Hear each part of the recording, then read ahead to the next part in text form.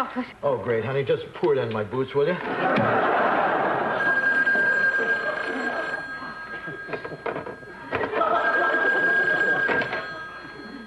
Hello? Yes, Mr. Palmieri. Yeah, we know your room is cold. It's a problem with our thermostat. Yeah, but our handyman should be back with a new one in just a few minutes.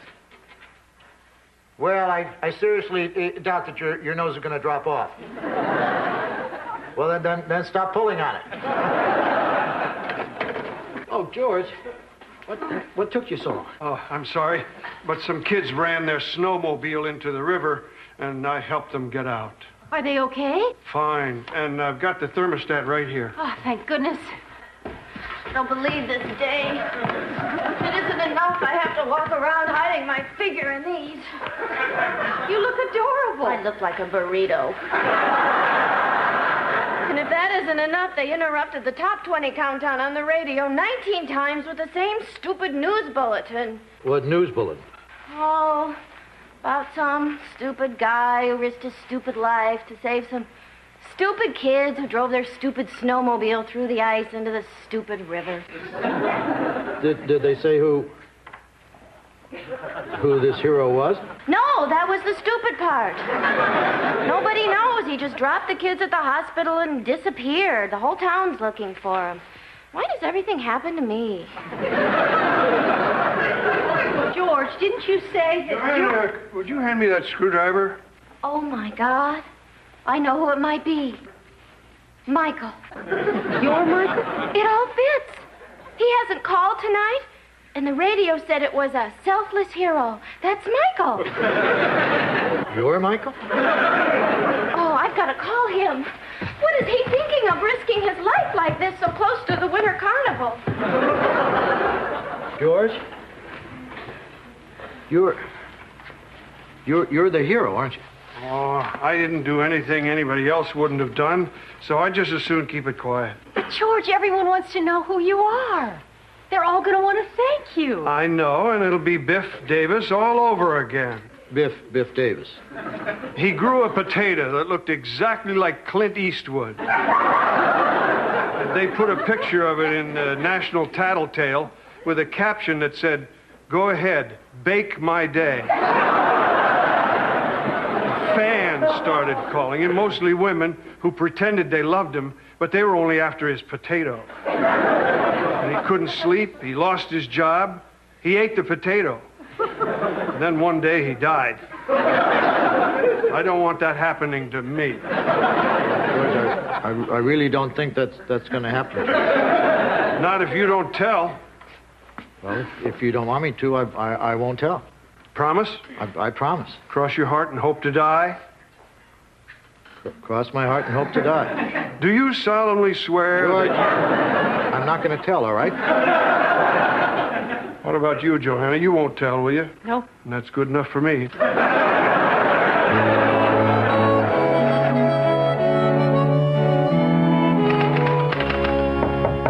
Come in. You'll be relieved to know I talked to Michael, and he didn't pull those kids out of the river. Really? Luckily enough, at the time, he was in his weekly session at the tanning salon. Thank God for narcissistic pastimes. Dick, Jim and Chester want to talk to us. Dick, we just gotta find this hero fella. If it helps any, he's not a sun-bronzed Adonis. The whole town is abuzz. The man does this courageous deed and then just disappears. Everyone wants to show their gratitude to this noble Samaritan. Yeah, we thought we could smoke him out with some cash. We've been talking to the merchants in town, and they're all putting up some reward money. Well, it's just possible, you know, he's a shy man who prefers to remain anonymous. You saying you don't want to put up any money? No. I'll make a contribution. What is everyone else giving? 50, 100? Well, most people are giving 5, but that 100 sounds good. Okay, if I use the phone, I want to find out how much the other guys have raised. Help yourself. I never thought there'd be a reward. Well, that's not all. The mayor's going to give this fellow the key to the city. A key to the city. Well, it doesn't really open anything. Now, that's true, but it does start Willie Fry's tractor. Jim. We've got to say something. Honey, if we tell, it's going to be Biff Davis's potato all over again. I mean, can you live with that? Yeah. Well, Mr. Anonymous just came forward to claim his reward. He did. That's wonderful. Yeah, who would have guessed it was Crazy Ollie? Crazy Ollie? Yeah. But that's the man who spends his days directing traffic. In wooden shoes and a band uniform. That's the one. So, Dick, if you'd care to write that check. Well, wait a minute. I mean, don't you think you ought to investigate this before you turn the money over? Comes out of the mouth a lot easier than the wallet, eh, Dick? No, I'm just saying I don't think it's prudent to take the word of a man whose first name is Crazy. And also, I don't think it's a good idea to give money and a key to drive heavy farm equipment. Oh, he won't need a tractor, Dick. Hank Capwell's going to lend him a brand new Cadillac. The car that talks to you? Honey. And they're dedicating the new teeter-totter in the schoolyard in Crazy Ollie's name. What is Crazy Ollie's name? Well, whatever it is, it'll live on. Because when tales of heroes are told, this whole town will remember the name. George Utley. Huh? George? Dick. We promised we wouldn't say anything, but he told us the whole story. He saved those kids. Oh. Well, it did seem kind of odd that Ollie said there were 4 kids instead of 2. And that he scooped them out of the river with a spoon. Let's go congratulate George. Wait a minute. I better speak to him first. In fact, I'd appreciate it if you didn't let this go any further until after I've talked to him. Okay. Mum's the word. Just a minute. Okay, come on in. Hi, George. You got a minute? Yeah, sure thing. I was just folding my laundry. I love the smell of fresh laundry. Here, take a whiff. Is that sunshine in your nose or what? Close enough. Grab that in, would you? George, remember how you wanted it kept a secret how you saved those kids?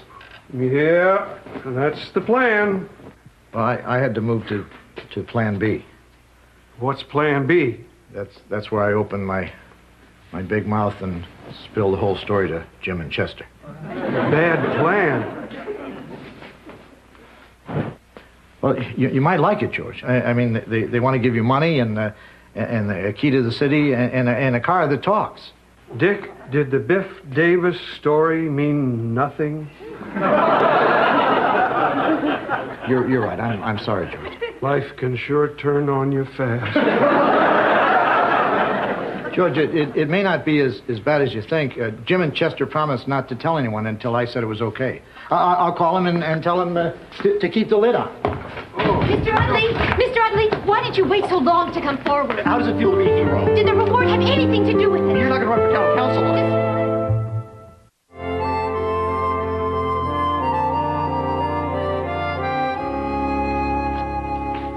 Honey, did you find George? No. I think he's avoiding me, and who can blame him?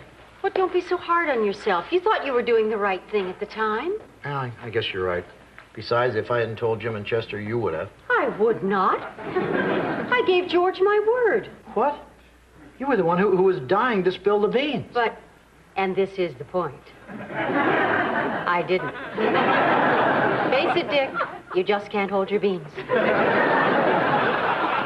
Dick, Joanna, a reporter just asked me if he could look through our garbage. I told him no. Was that all right? Fine. Oh, good. See, my first impulse was to say, oh, yuck, get out of here, you disgusting piece of filth.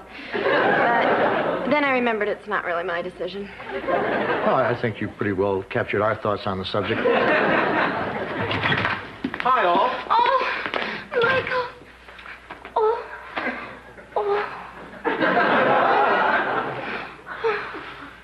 That was well worth the rumple. I'm sorry. It's just that when I remember the other night, it gives me the goosies. To think if you had left that tanning salon just an hour earlier, gone home by a different route, and hadn't had the radio on too loud to hear the cries, it might have been you who dove into that river, and I could have lost I'm still shaking. Yeah, promise us you'll never take a chance like that again. you. Well, this calls for a celebration. I'm going to go moisturize this face and make you glad you didn't do anything foolish. Great. Oh, Dick, what pops into your mind when I say the greatest show on earth? The circus. Wrong. Vermont Today, starring Dick Loudon, with this Sunday's guest, George Utley. George is hot. George is now. George is what's happening. George is mad at me. Well, whatever the prop is, he'll forget about it when you offer that airtime. He won't go on the show. He hates being famous. That's the prob. Did I just say prob? Wow, casserole-orama. Look at this. Everywhere I went, people kept forcing stuff on me. At the bank, all the tellers insisted on posing with me in front of the security camera. And then at the filling station, Jolene not only checked under the hood, she greased the axles, and she doesn't even work there. The regular mechanic was too busy making me a casserole. George, this is my fault, and I'm sorry. It was the best day of my life. It was.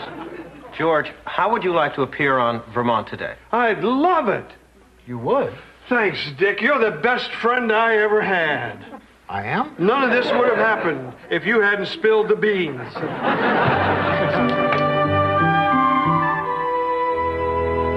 Dick. Guess who's in the headlines again? 11-year-old girl has science project accepted by NASA. Well, not this headline. That headline. Local hero at groundbreaking ceremony for ice cream parlor. That's nice, George. Did you see my quote? Quipped Utley. Maybe I should do one shovelful for each flavor. That's pretty good. The crowd laughed appreciatively. I'll try to be that funny when I do your show, Dick. Oh, by the way, is there anything I should know before we do it? Well, it's pretty straightforward. I'll simply introduce you, and then you tell what happened in your own words. Well, I was driving by the river, I saw the kids, and I saved them. And then maybe I'll try to draw you out a little bit. Hi, guys. George, I need to talk to Dick for a moment about Vermont Today. Oh, good. George, don't I hear some kids going through the ice somewhere? Oh, you want me to leave, right? If it's okay. Well, I do have a lot of thank you for the casserole notes to write. They don't make a card for that, you know. Dick, have you heard about this Kelly Hepplewhite kid, the one who's got a science project going up on the space shuttle? Yeah, she's in the paper today. Paper today, your show Sunday. Here's the poop on the tyke. Michael, wait. This Sunday? Problem, Dick? This Sunday is George's show. Kelly can do our show next week.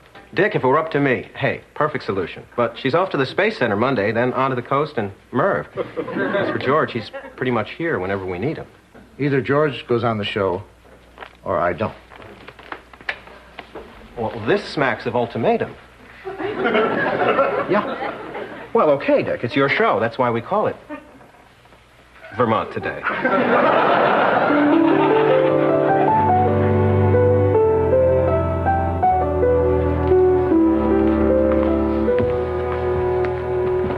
And George, you'll be sitting here.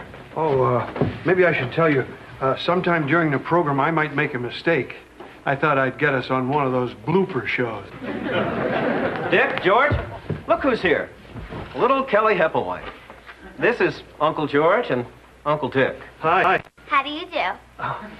The girl with the science project. You know, Dick, when Kelly showed up accidentally so close to showtime, it kind of sparked an idea. But this show is Uncle George's show. 15 seconds to air. Places, everyone. Michael? No time, Dick. Michael? 10 seconds, please. Thank Thank you for having me on the show. I needed some practice for Merv.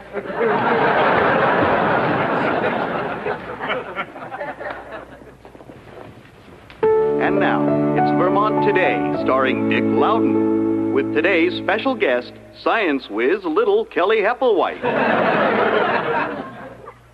Hi, I'm Dick Loudon. Our really special guest is a renowned local hero you've been hearing so much about, the man who risked his life to save 2 children from an icy river, George Utley. We're also joined by Kelly Hepplewhite, who has some science project that NASA's apparently interested in. Interested? They chose me out of 4,000 kids. Well, it all sounds a little too complicated for us on this show. Oh, it's not that complicated, Mr. Loudon. I just wanted to see if seeds would know which way to sprout in a weightless environment.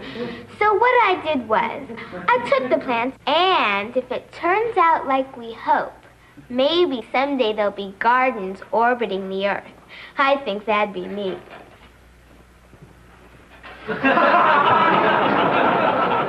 Well, it really is simple when you break it down into sections and subsections.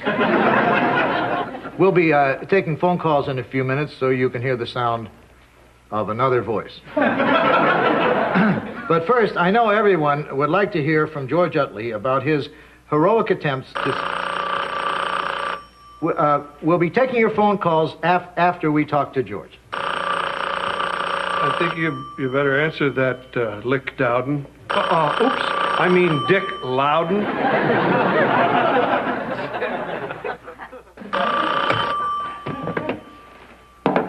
This is Dick Loudon, Vermont Today. Hello, Kelly? Yes? Don't all seeds sprout towards the sun? Well, everything changes when it's weightless, like in space. You know, see when the pull-up- it's interesting. Weightlessness is not unlike a feeling a person gets when they're submerged in icy water. Isn't that true, George? Gee, Dick, I was in and out so fast I really wouldn't know. Well, let's get on to our next call. Vermont Today. Yeah, I have a question about photosynthesis. Oh, okay. Who would like to handle that? Me. I'll take it. I had a feeling you would. Well, it all has to do with chlorophyll. You see, when the sun's rays hit the plant... We're back. During the commercial, Kelly confided in me her throat's getting a little sore, so why don't we give her a rest? I didn't say that my throat was sore. All I said was that it's for your own good, honey. So in the few minutes we have left, let's hear from all those people who have questions for George Utley. There's nothing wrong with my voice. Vermont Today. I have a question for Kelly. Well, maybe you weren't listening. We're only taking questions for George Utley. Do you have a question for him? No. Okay, I'm sure there's a lot of you out there who do have a question for George, so you're on the air. Kelly? Look, I'm not going to say it again. We're only taking calls for George Utley. Calm down, Dick. No, I've had it with these people. Call George Utley or don't call.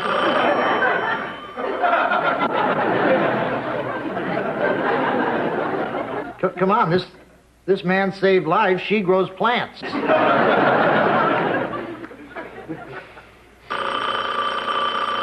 This better be for George Utley.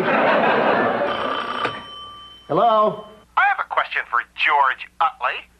Finally. What is your question? Where do you get off lying about how you saved those kids? I saved them, and I've got the spoon to prove it. Ollie! Ollie, I think we have to move on. But I have a question for Kelly. Goodbye, Ollie. Well, we only have time for nothing else. Join us next week for another episode of Vermont Today. And we're clear. Michael! Oh, Boffo show, Dick. You insensitive, rating-grabbing jerk. Dick, tiny ears. What about your tiny mind? Take it easy, Dick. It's not his fault. What? Well, let's face it, nobody wanted to talk to me, and your yelling like that didn't help. I had the same note, Dick. Michael, get out of here or you got big probs.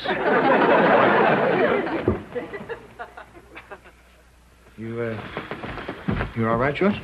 Yeah. Now, George, you know you'll always be a hero. Thanks. Well, you wanna grab a pizza? Dick, I'm a grown man. Are you just saying that to cheer me up? Yeah. Well, then, make it ice cream.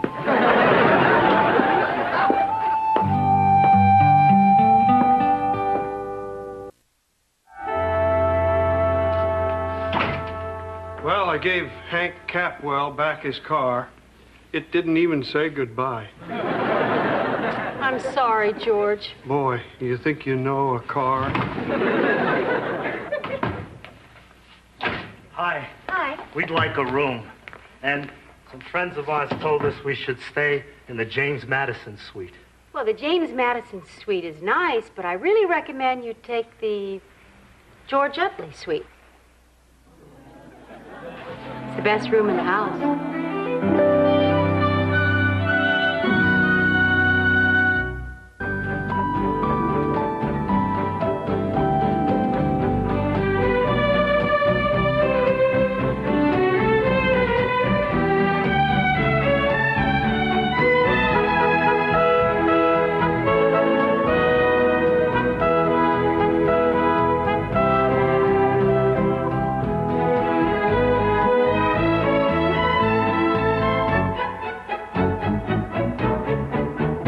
Meow.